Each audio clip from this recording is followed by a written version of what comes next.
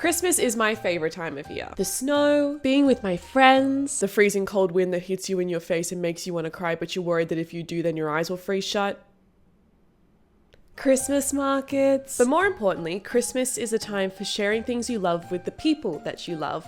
And one of the things I love most in the world is a bad Christmas movie. Netflix has a personal library made up exclusively of so bad they're good Christmas movies. You've got A Night Before Christmas starring Vanessa Hudgens, or the Princess Switch trilogy starring Vanessa Hudgens, or a Christmas Prince trilogy starring no Vanessa Hudgens. They also have A Christmas Inheritance, which came out in 2017, and I've watched it every single year since it came out while putting my Christmas decorations up. But let me paint you a word picture. It is a warm summer December day in Australia, and two best friends, Josh and Clooney, are bored. Clooney suggests that they watch a bad Christmas movie to have something to laugh at. They start to scroll through Netflix, but Clooney has watched a majority of the movies there already, and they want to find something new. They start to look through other streaming services and come upon The Spirit of Christmas. After some further Googling and finding an IMDb score of 6.5 out of 10, they decide to watch. They didn't know it, but it ended up becoming a yearly tradition that they commit to no matter where they are in their lives. Okay, that was a little dramatic, but you get my point. Josh and I recorded our reactions when we watched the movie this year, and it jumps around a lot, so I'm gonna fill in the gaps for you plot-wise so you don't get lost. So put on this video while you clean or fold your laundry, because let's be real, this was probably recommended to you. There's no way you looked this one up. This is Josh, by the way. Hi. Since I wanted to make a video about this movie, it only felt fair to do it with Josh. Recording in progress. Recording in progress. Oh no, I minimized you, didn't I? So I could see you. Yeah, you put me in the corner, and then Yeah.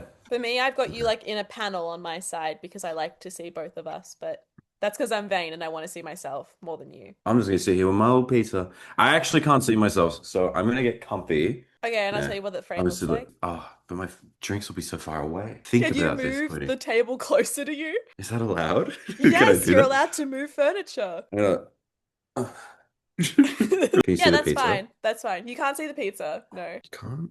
But I worked so Just hard angle on it it. down a little bit. You just want to show everyone your pizza. Yeah, I'll probably move at some point. Yeah, that's fine. And you can do as you Okay. wish. That's okay. Am I allowed? Is that okay? You're allowed. I want everyone watching this video to know that it's 9:30 a.m. for Josh and he's eating a pizza. We're not But- shaming. We're just stating a fact. Well, this pizza is also, it's not my usual pizza. I bought a fancy, it's Angus beef frozen pizza. So it's better than margarita frozen. That's my dog's name. I'm eating Angus. Don't say shit like that. That's so mean. He's done nothing wrong. He was inbred. It's not his fault. He had a skin condition. It was horrible. That was Ginsberg. Oh, Angus has been fine. Ginsberg's the problem dog. But yeah, Josh is eating a pizza. I'm eating non-disclosed fruit snacks because we don't give free promo to anyone. I love McCain though. I... They're Tell pretty you good what. with their frozen pizzas. There are so many reasons to love this movie, but I'll let past us explain why. When we were watching it, you had the idea to, at one point, pause it when we were looking at all the photos on the wall that they show in the house that we're going to see in the movie. And in it was a newspaper clipping, and we sat and read what the newspaper clipping was, and it was just the entire plot for the film, down to who the killer is. And like, It's spoiler fucking alert, there's a wild. murder mystery in this movie. Yeah. So we spoiled the whole thing within like the first 20 minutes. I'm looking forward to seeing that article again and having a read of it again because Yeah. that was a good time. We just was a- had randomly paused it. We just managed to get it right at the right point. Should we watch this wonderful masterpiece? Let's do it. Let's do it. I'm warning everyone, Josh and I love this movie. This is our Avengers Endgame, so you're going to see some insane reactions to the smallest things. Oh my god, it's this guy. Oh!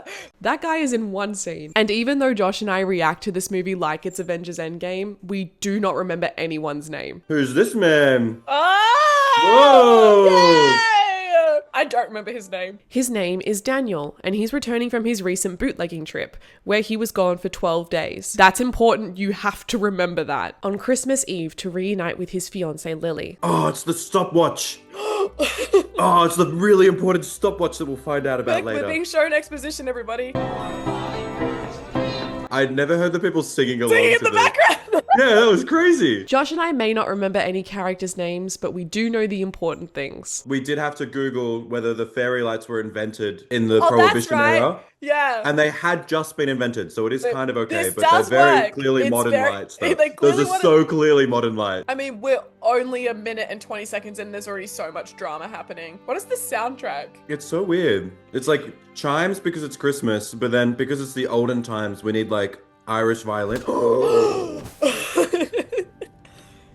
No! No. What are we to do? John died? Christopher John, died? Stephen. Charles Henry died. His name is Daniel. I sang this song in choir. This song actually goes hard though. This is By such a dramatic Christmas song. We then meet our other protagonist, Kate, a lawyer working in Boston. We've got a formula to stick to, people. I knew when we met, the man who won you would be beyond lucky. Ew. Are you breaking up with me? No, he's just telling you this. You really wanted us to work, you'd make me a priority. True. And I'm not your priority. You're so not. I gotta go. I forget Icon. that she's this mean at the start of the movie. Yeah, she's a cunt at the start. I forgot about it. Henrietta Forsythe finally died. Finally died? Guess what I don't want to think about on my Bahamas vacation? Henrietta Forsythe. I also don't want to think about Henrietta Forsythe on my vacation. Who gets it? No heirs. No air? How are they gonna breathe? Tell me how I'm supposed to be with no air. Strangely, not as easy as it seems. I've already hired Oh, spoke over each other a little bit. Basically, Kate has 3 weeks to sell this property because there are no family descendants it can be passed down to. And if she does sell it, she'll get a big promotion in her firm. Her entire career is riding on this sale. Oh, wait. Should we read that? Do you want to read it? You're good at reading things like this. Ashford County has a secret. Hollygrove Inn closes 2 weeks out of the year every year since Henrietta Forsythe took ownership in 1951. An establishment once famed for its annual Christmas events, now, because it's a Christmas movie, now accepts no patrons from December 14th till December 26th. While we can't say for sure why, we can speculate that it may have to do with visitors that have reported seeing the ghosts. What ghosts inhabit the inn? Many visitors come each year seeking information about the paranormal occurrences at the property, sometimes booking a stay exclusively for this reason, even though you can't have any patients from December 14th. It's shut. It's shut for a reason. We're going to find out. It's shut, but people come in to stay during People, they it being barge shut. in the doors. They break They down come the in. doors. Henrietta Forsythe has experienced quite a bit of tragedy growing up at the inn at the end of the 19th century. Her uncle, Daniel Forsythe.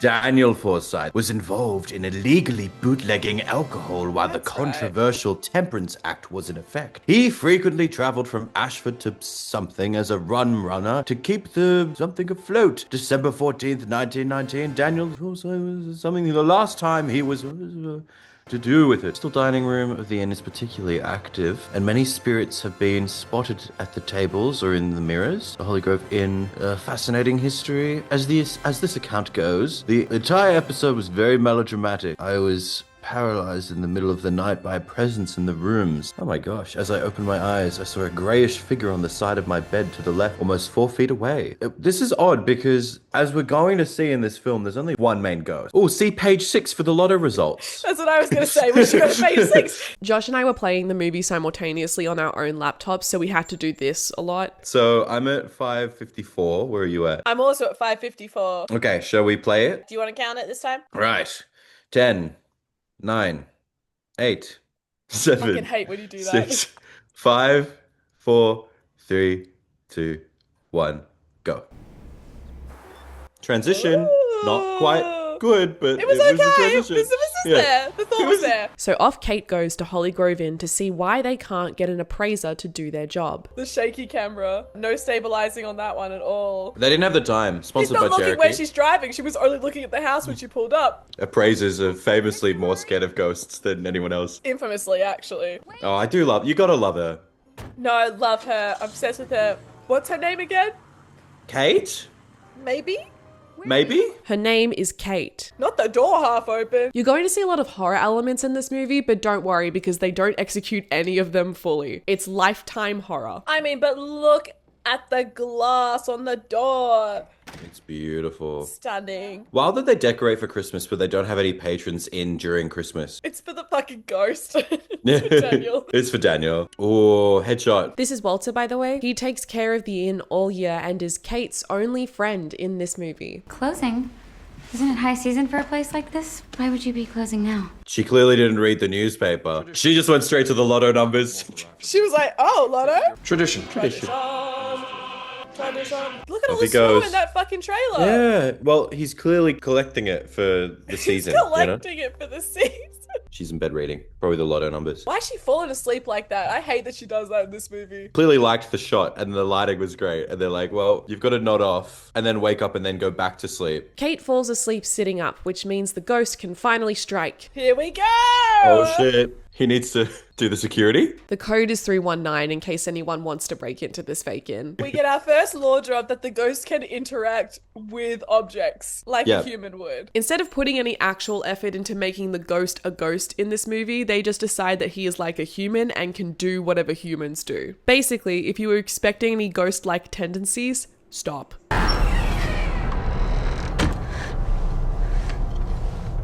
It's a horror movie. It's a horror movie. Yes, get your knife out. It's the iconic stairs, by the way. That's right. She gets stuck. Forgot about that. It's And so- she died. The end. Oh. You're dead. Across the screen. Kate didn't die. In fact, it's the next morning and our possibly concussed Kate wakes up. Why is she laying like that? Her head is off the couch. Rings. How's your head? I haven't had any complaints. Boom, boom. Why did he grab her like that? That move made me think that he was gonna like phase through her. Yeah, that's what I was thinking too. You clearly have forgotten everything from this movie in the last Yeah, year. I don't remember anything. All you really need to know about Daniel right now is that he does not want Kate there, and Kate is stubborn because she's a lawyer from the big city, and she calls the sheriff to kick Daniel out since no one should be living in the inn. Oh my god, I love this bit. Oh yes. Okay, This so bit's surely there's funny. going to be a scene now while he's upstairs. Yeah, like surely something else is gonna happen. No. It's a bit wild that the sheriff doesn't know about the ghost. Yeah, you'd think they'd clue in the authorities about what's going on. This is my inn. I have all the keys. I have no wish to harm you. I merely want my solitude, which requires your departure. He talks like this for the first little chunk of the film, but then he doesn't talk like it at all later on. Which maybe you could say she trains it out of him, but She trains know. it out of him like he's a dog. I think you're real. But what is real? Why are we getting philosophical in this movie? what is real? I'm clearly not. And now it's time for Josh and I's favorite part of the movie, the reason why we love it so much.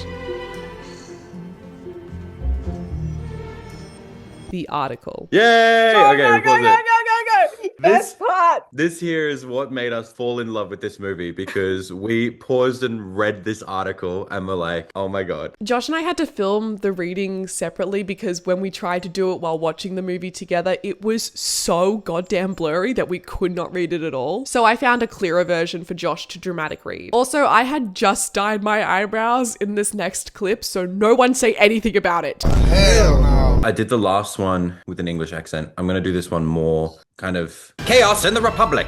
Obi-Wan Kenobi, you know that energy. All facts, no opinions. Ashford Thursday. Daniel Forsyth missing, feared dead. Hollywood, Hollygrove innkeeper Daniel Forsyth has been missing since Christmas Eve. Mr. Forsyth had been expected to return from business affairs in Montreal, but after weeks of no communication beyond his expected arrival, Mr. Forsyth has been presumed missing or dead. The sheriff at once communicated with his mother, or Ms. Forsyth, who... Wait, is it brother?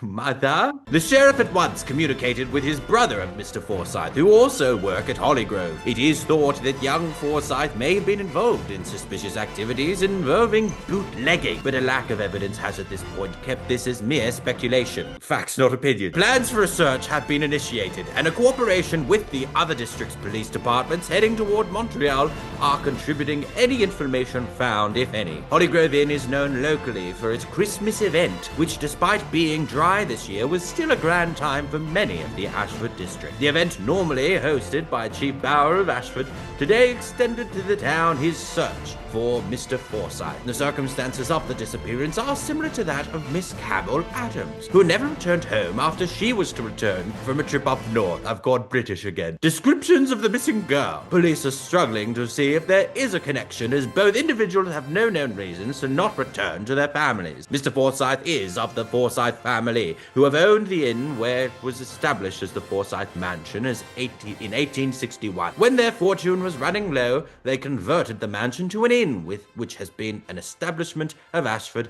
ever since. In case you haven't caught on, because Kate sure as hell hasn't, Daniel, who we see get killed at the start of the movie, haunts Hollygrove Inn for the 12 days leading up to Christmas every year. For the remainder of the year, he exists in a hellscape that he cannot wake up from. His words, not mine. He's not in a classic Casper ghost form. He gets to roam the inn in his human body. Do you think that was a creative choice, or because they didn't have a budget for special effects? And you're an expert on supernatural?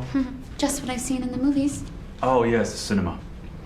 Bit of advice, there's more to life and the afterlife than one can find in the realm of flickering lights and pipe organ music. Does he? You get that because we're in a movie. We're in a movie. This movie has some of the worst sound design I've ever heard. I wouldn't be surprised if the guy on Boom was just... And you're an expert on supernatural? Just what I've seen in the movies. Oh yes, the cinema. Bit of advice, there's more to life and the afterlife than one can find in the realm of flickering lights and pipe organ. He's an asshole because he's eating an apple too, by the way. Yes! Yes! Yes! Yes! If you couldn't tell, this is my favorite scene in the entire movie. And you want to know why? Yes! They couldn't get another take of that. The swoop of her bang is crazy right now. Look at that swoop. I mean, if it were me, I'd spend all of my free time back here researching until I found out why this was happening to me. You know what you could do? You could read the newspapers on the wall. Someone's one too they busy gave you. reading the lotto numbers. Daniel's plan to get Kate to leave didn't work, and now she's determined to figure out why Daniel is stuck to haunt the inn during the 12 days of Christmas for eternity, which means we get a lot of flashback scenes to learn about Daniel's life in 1920. Oh, transition was stunning. Between the economy and influenza, I'm surprised anyone is venturing out at all. What a sentence. What's this guy's costume? That looks like a 21st century sweater. But you better move fast, Danny boy. You're not the only one to have noticed her. They're so loud! Aren't you quick on your feet? He's loud on his feet. I promise to do everything in my power to keep that impression from ever changing. I don't like him. Yeah. I also love the addition of him, like, as a ghost now, that his hair is, like, emo a little bit. Like, it's, like, fallen in front of his face. They put him in a pair of slutty little glasses to make him more attractive. Yeah, they did. And they didn't even need to. They didn't need to. It's a horrible library so far if it's one shelf. This inn is perfect. It's part of the reason I fell in love with you. Oh. Oh. What do you mean by that? Yes, what do you mean by that? Good question. Yeah. What Lily means is that her father approves of Daniel because he has a steady income because of the inn. What she doesn't know is that he's financing the inn by rum running to Canada and back, which was a very common way of supplying and buying liquor during the Prohibition era. Things start to unravel because Daniel's brother Charles finds out about the rum running and threatens to tell Lily. Also, Charles is in love with Lily even though she's engaged to Daniel. It's giving the Summer I Turned Pretty bland edition. You literally have to scream to be heard on that staircase. Don't pretend, Charles. You follow her like a puppy. It's pathetic. At least I take her feelings into consideration. At least I take her feelings into consideration. Walter's new special friend, because that's what old people call their boyfriends and girlfriends when talking to their grandkids, or at least that's what my grandma did to my brother and me. Molly asks if she can use the inn for the community holiday party because her tavern got flooded, and Daniel is not happy about that. I want her to leave. Were you not dangling the slim chance of being useful? I want you gone as well so I could have my solitude. What was that line delivery? Whoa. They yank each other into rooms all the time. Daniel agrees only because Kate makes him, and he even offers to bartend, which is nice, but he only does it because he thinks Molly can't make a drink as good as him, and that feels sexist to me. This is every fucking white straight man ever. In suspenders. Well, to me by calling herself the summer I spent at the Savoy. See, that isn't even the way that people from the 1920s speak. 1920s, what are you doing, Steve? Yeah. You know, like... What are you doing, say it? Charles Forsyth and Lily, right? They married only a month after her fiance Daniel died. You've heard of Daniel Forsyth. I've heard of Daniel Forsyth. He's standing right there. Why did you storm off like that? Why do you think? Daniel just found out that his fiancée married his brother, Charles, a month after Daniel died. We also find out that Lily gave birth 6 months later to Daniel's child, and her and the child died in childbirth. But we go back to the past in a flashback where Lily finds out that Daniel has been rum running and makes him promise to stop. I'm the one who doesn't want you to go through with this. I am. She doesn't sound very 1920s compared to him. She's seen an iPhone. I promise. I promise. But it's a lie because he wants to go on one last rum run, but little does he know that would be his last rum run. I was protecting her. Yeah, keep telling yourself. Oh my god. Why are we suddenly taking Lily's side? She probably hated you for What the fuck? Okay. Maybe she killed you. Maybe she killed you? Miss Jordan. Yeah? Well, at least I'm not a jerk who lies to his pregnant fiancée, gets himself killed, and then leaves her to die in a maybe loveless marriage. Oh my god. Where's this coming from? Kate, who made you the authority in all of this? I don't understand Kate's Why is she problem. Yeah, she's playing victim right now. Nothing's happening to her. She's invaded his space. She told He him died. that his death, the fiance's death, his baby's death, all his fault. He's a horrible man. Yeah. That's somehow his fault. I want you gone tomorrow. This experiment is over. And she fought with a ghost. Yeah. That's crazy. It's like fighting with Grok AI on Twitter. Ew. Ew. Kate feels bad for lashing out, as she fucking should, and decides to apologize to Daniel by getting him a Christmas tree. She gets a call from her boss, who she's been ignoring since she arrived, and goes inside to find Daniel. She doesn't care about her Boston legal life anymore. No. She's committed to her country days, which is wild that she's got the audacity to bring a Christmas tree when he said he doesn't want Christmas trees, and he's asked her to leave the house and he never wants to speak to her again. Multiple times. He's Multiple asked her times. to leave multiple times. Because she has said that his fiance probably killed him. He hated his fiance. She got into a loveless marriage because of him, and his baby died because of him. And she's here like, I brought a Christmas tree. For a movie that's set as a Christmas movie, there's a lot of horror elements in it. His eyes are so big. His thumb is huge. Huge. And now that Kate and Daniel have been somewhat intimate, if that's what you can call a huge thumb wiping away a tiny tear, he wants her to stay. Well, clearly there's more to my mystery than I knew. Did you read the article? Perhaps you're, No, she was reading the lotto numbers. I think it's because he has the hots for her, but Daniel says it's because he wants to know more about his mystery. So I'll trust him, which means they have to decorate the Christmas tree Kate bought. Is the tree technically a ghost?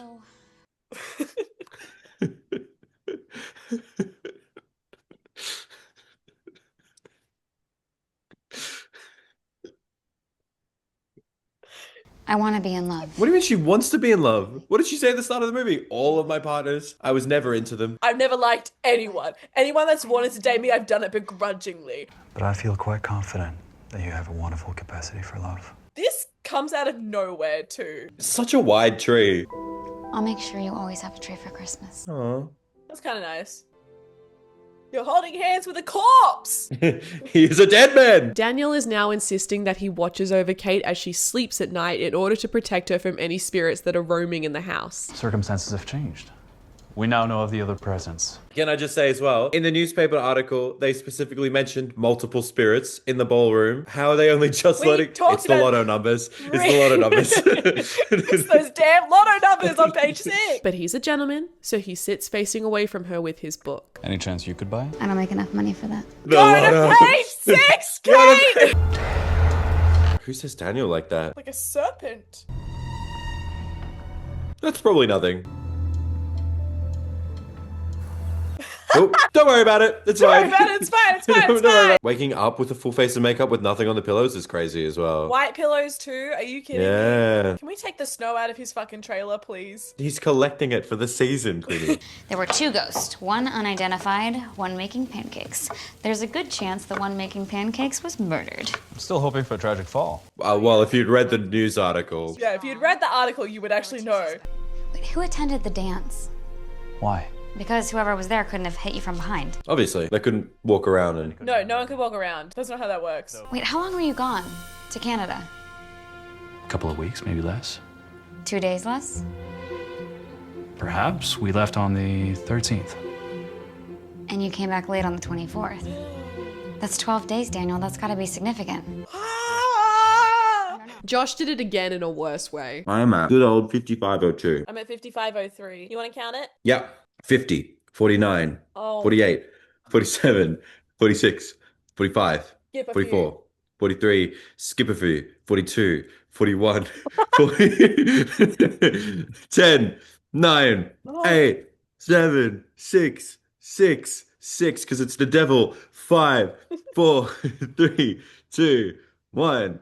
Go. Before you go, Kate gets called by her boss and finally answers. She's getting paid to be there, but she's been too horny for Mystery Ghost Dick to answer until now. He tells her she needs to hurry up and come back to Boston because Senator Morton died yesterday. It's all. Senator Morton. Senator Morton. She gonna say anything to Daniel before she goes? Oh. This is kind of important, but Daniel gives Kate his pocket watch that can't open as a memento of him. I'm only highlighting it because it becomes important to the plot later. It annoys me so much that there is no ghost logic being used in this movie. The only thing they use is that Daniel can't leave the property line, which does make sense, but other things don't. It won't open. So if that was on his person when he died, doesn't that have to stay with him? Like, she can't take that. Nothing's impossible. I'm proof. Okay. Nothing's impossible. Nothing's impossible. You say, man? Nothing's impossible. I'm proof, honey. Oh, they wanted to kiss. Ah! Now Kate's back in Boston and she's doing everything she can to get back to the inn. Well, I've been working with the ghost. Daniel is his name. To try to figure out why he hasn't crossed over to the... This is insane to say. She's had a psychotic breakdown. The name Molly is appearing on your special device. He knows what a cell phone is. He's been around people on them this entire movie. What woman would want a man in my situation? Kate? Clearly.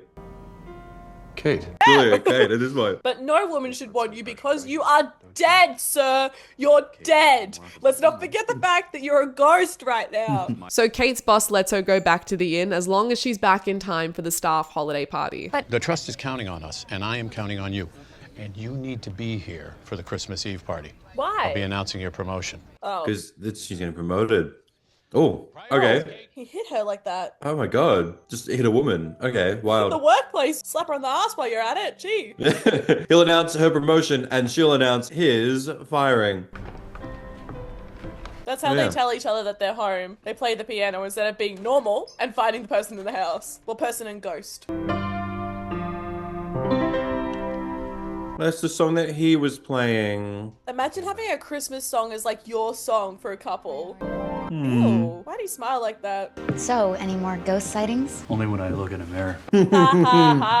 While she was in Boston, Kate decided to bring back all the paperwork in the Holly Grove Inn file for Daniel to have. Look at the father's name. Wild that they didn't have access to this earlier. She had all these files. Like, she didn't read the fucking newspaper Yeah, clipping. true. She hasn't read anything. She's bad at her job. We now get the community Christmas party and shit is about to go down. Molly. Hi, Walter. Good to see you. Bye, kids. Kids understood. I bet they won a competition or something of being in a movie. I can't stand the hair choice. Why Hair are you horrific. in a side pony? Dress nice. Hair Dress horrific. is nice. Why are you in a side pony? That hair is diabolical. Why did they have to JoJo Siwa-ify Kate? I'ma come back like a What did she fix? I don't think she fixed anything. I don't have a gift for you. I don't have a gift for you. His thumb is huge. It's huge. Okay, re-gifting to the max. Oh, she got It it open! Ah! The audacity to kiss him in that side ponytail. Meanwhile, Walter still can't work up the courage to ask his special friend Molly to dance. Where's Molly? She's over there. Dancing with some random person that could be her son. Doesn't matter. Let's dance ourselves then. Sorry, Walter. Sorry to hear that. No, none of that. None of that. Not him asking to cut in. Yeah, why is she dancing with the chef? She's only seen him a couple times, and the only time she's seen him, he's just fucking gaslit her. It appears the woman you were not courting is being courted by others. Can we bring back the word courting so casually, Yeah. please? Excuse me, Luke. Yeah, Luke. Step in, thank you. I'll step in, thank you. As Daniel watches the room, he gets visited by a spirit. What was that? Lily! God, every time he sees her, he looks so bugged out. We now get to see the conversation that Charles and Lily had the night of Daniel's death, which the anniversary of is tonight. Men are not leopards, Charles. Iconic line. Iconic line. I do think this is cool how they framed this as like it's him rewatching it happen in real time right now. Why he's just standing there like that is beyond me. That shot's crazy. A promise is only as good as the character of the man who makes it. Why are we speaking in idioms all of a sudden, Charles? Who wasn't there? Conrad LaBelle? Would he have done it himself? No. He would have sent someone else. Someone who would have known my route.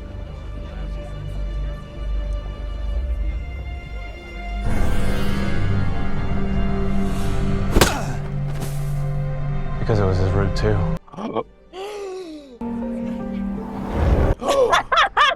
So they did have a special effects budget. Now he's a real ghost. That's the first time we've seen anyone phase through an object in this movie. Daniel finally gets his moment to confront his killer, who was his co-worker and cousin, Harry. Wait, so how come he's a ghost? Did he also die at the end? Where else would I go? I murdered someone. Yeah, fair. Okay, yeah. Yeah, fair enough. Finally, after all these years, Daniel knows exactly what happened to him and who did it. And I forgive you. I forgive you for killing me.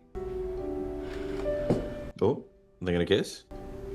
No, they're gonna dap up. Dap each other up. That was a good one. Dapping each other up since 1920. Whoa. Whoa! He kept his arm fucking still for that. He did. I'm going to disagree with the writer here because I don't think Daniel would be so forgiving immediately. I totally think he would forgive Harry, but we've seen him rip into Kate and yell at her for smaller mistakes. But maybe that's because she's a woman. He's from the 1920s, don't forget. I'm sorry that I'm not sorry we failed. Oh. I'm sorry that I'm not sorry that we failed. She's sorry that she's not sorry that they failed it. Oh, so she's sorry. Yeah, so she's not sorry that they failed it because she's sorry. She's sorry that they didn't fail the mission. Yeah, but she's sorry that she's not sorry about it. Yeah, she's sorry that she's not sorry about it. Yeah. I mean, come on, are we supposed to just pretend like we don't feel this? Have sex right now. Would that make her a necrophiliac? I want her to bang the ghost. Same time next year. I mean, it's nice, it's romantic, but she did just say, I'm happy for you to come for the 12 days and then leave. Like, so he has that nightmare situation for like the rest for the rest of the year where he says, I can't wake up and I want to wake up, but I'm stuck. I really want him to disappear and she's still making out with where he was. Love a montage. Oh, that's right, yeah. We have to have a montage. Because we can't remember all of these things that have happened over the movie. No. We have to be reminded. Oh, God, no. That just happened, but we have to remember, yeah. That happened 10 minutes ago. Lily appears and tells Daniel that he can finally go to heaven. You're free. Free from this place. Well, that's awkward, because they've just committed their love together. And now it's like, look, he just told his girlfriend that he loves her, but now his dead wife's here, so like, what are we to do about that? We're all dragon people in this movie. Everyone's pulling everyone else. It's really just a lot of like directing people to other sections of this house. I love you, my wife I've pined over for the last 90 years, but this new girl. She's pretty cool. My love, the choice is yours to make. This is very mature of her to be like, well, yeah, you died. I was worried about you. You betrayed me. You betrayed my trust. You broke the law, which really upset me, and then you got murdered. Yeah. And I've been looking for you for years. And then the moment that we finally connect again, the first time I've spoken to somebody that I know for 95 years. Oh no, he's into somebody else that he's just met. It's been 12 days. 12 days! This is a Love is Blind fucking experiment right now. Love is dead. Love is dead. It's the next day, which is Christmas Day, and Kate is packing up and heading back to Boston. She also promised Daniel before falling asleep in his arms the second the clock struck midnight that she would come back to the inn the 12 days before Christmas every year to see him. Thankfully, someone and his special friend bought the inn. We bought the inn. With a partner. Well, they've just started dating too, him and Molly, so that's a little fast as well. They're already buying property together. Well, at that age, I mean, if your pub gets wrecked by flooding or whatever it is, she's desperate, and this old man that has money, who's winning there in that relationship? Yes, girlie, go back to the article. Yes, where we all began. How about you read it? Let's read it. No. You know what we really need to read? The lot of numbers. Kate suddenly gets the urge to go outside, and she sees... That's where he got murdered. There's a man in the woods. Run! Run! There's someone behind him with a stone. Quick! Quick! Change the past. It's clearly cold outside because every time they breathe, you can see that. But like that would suck to film out there. Not the fedora. I forgot about the fedora. He did say "milady" earlier. He's wearing slightly more modern clothes, I guess. He could choose his outfit a little better. Oh, the running. She tripped a little. I want you. I want to fuck you, is what he's trying to say. The subtext of that line. In vagina. Let's do it. From penis to vagina. Vagina. I don't like him when he smiles. I'm not a fan of... That's such a terrible thing to say. I like when he smiles. It's just so strange for his character. She's totally on an apple box kissing him. Yay! Yay! What a film. What a movie. We've learned, we've grown, we've lived, we've loved. What an experience. I mean, it's shit. But it's our shit. It's our shit. It's not good. But the reason we come back to it is the same reason that like a small town community works in the sense that it's portrayed in the film, because we know the people, we feel safe. We understand it's a very simple story. It doesn't challenge us and it's different. I think that that's what draws us to it. If I was to straight up rate the film, I'd probably only give it a 2 or a 3 stars because it's not anything fantastic. But I mean, who are we to judge art? You know, I think the sound design is shit. Yeah. The fact that they're walking down the stairs multiple times in that movie and you can hear them stomping down the stairs is alarming. Some of the acting choices are wild. I don't think there's any department in this movie that doesn't have something that's like a little wrong with it. The lighting's pretty solid at points. That's what I was about to say. Yeah. Lighting is possibly the most solid part of this movie. So props to the lighting department and the gaffers. Though, the fairy lights. Well, okay. Yeah, the fairy lights, not so much. Like, we'll give that a pass because they had been invented by that time. And same with 12 Days of Christmas. I remember us looking into that, and that was a pretty fresh song at the time too, I think. Fairy lights were invented in 1882, and the song The 12 Days of Christmas was written in 1909 by Frederick Austin, who was a spiffy looking fellow, so all of it is plausible. But they could not include it because that's the entire plot. One of my favorite regular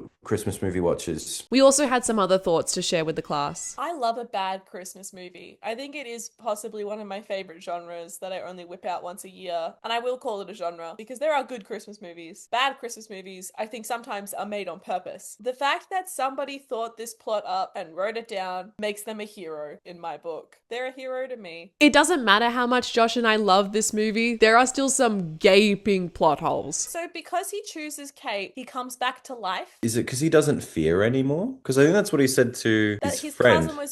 His cousin was being held in that state of being because he was scared of what Daniel would think of him. But I don't think that's why Daniel had not crossed. Like, I guess he had the choice, but if the choice was to go be dead or stay alive. Well, no, I think maybe that's the thing, is he's not attached to the house anymore because he was willing to sell it. So that's the thing, is he's stuck there because he's attached to the property. But now he's alive. But he's not alive. Yes, he is at the end. No, I don't think he is. I think he's just stays as the physical ghost. But he came from off the property line. Is that what that meant? Yeah. No, but then how does that work? Because his body is like decomposed. That's what I'm saying. I think he's still a ghost. I think he's still a You ghost. think he's a ghost? Okay. So if he's a ghost, are we saying that he can only live on the property? Or is he a ghost that can now go to other places? That also poses the question, will he age? He'll stay the same, right? Yeah, that feels like a horrible experience. Except he can walk through that gate into heaven whenever he wants. Because Lily was like, I'll be here, like when you come, right? And come he did, because he had a baby. He had a baby. So we know that his sperm's working. Well, not as a ghost. Ghost sperm. Will they have ghost babies? That's a good question. Would their babies be real? Or would she be sent into an episode of Psychosis? One for the paranormal investigators, the pair of them, the Laurens, the Wilsons, the Smiths. From The Conjuring. Yeah, them. Ed and Lorraine Warren. The Warrens. Yeah, the Warrens. I knew that. Also, can we talk about the fact that Daniel's probably racist, right? Yeah, probably. Yeah, I don't think there's any people of color in that whole film. No, there isn't. There's just white people. It's just Literally white no people. one. Yeah. Even the extras. So how the fuck is Daniel gonna go like living in Boston so that she can continue doing her work? Also, Kate has no friends. No, I guess her closest female friend would be Molly now. That's the only other woman in the movie we see her interact with. I don't think the movie passes the Bechdel test I was then. about to say, it doesn't pass the Bechdel test. I think the closest we get to them having a conversation not about a man is when when Daniel's making her drinks at the bar and Kate's just sat there. Oh, so not when they're talking. No, but she's present. Damn, Daniel. Oh. Back at it again with the being a ghost. Okay, so I feel bad for Kate. Is it at all Stockholm Syndrome? I know she's not trapped there, but it feels a bit... I don't think it's Stockholm Syndrome. I think it's audacity. I think it's like, yeah, I'm happy to uproot my life. For a man she met 12 days ago that was alive during the early 1900s. Makes good cocktails. That's all we know. All they've talked about, or at least all we see them talk about, for all means they could have talked off screen and played a game of Scrabble and bonded. As far as we can tell, they've only talked about figuring out what happened to Daniel, her job, and his wife Lily. The beauty about this movie is that you can't overthink it, because the minute that you do, everything starts to unravel. But somehow, that's the thing Josh and I love about it the most. Oh, well, that was fun, Clooney. I have a blast watching that every year with you. That's my favorite thing. And I had a blast talking about it with you today. If there is any final wisdom I can pass on to you, it's that you should always read any article that is shown to you in a movie, and always read the lotto numbers on page 6. Thank you. I love you. I hope you have a great day, and I'll see you soon. Bye.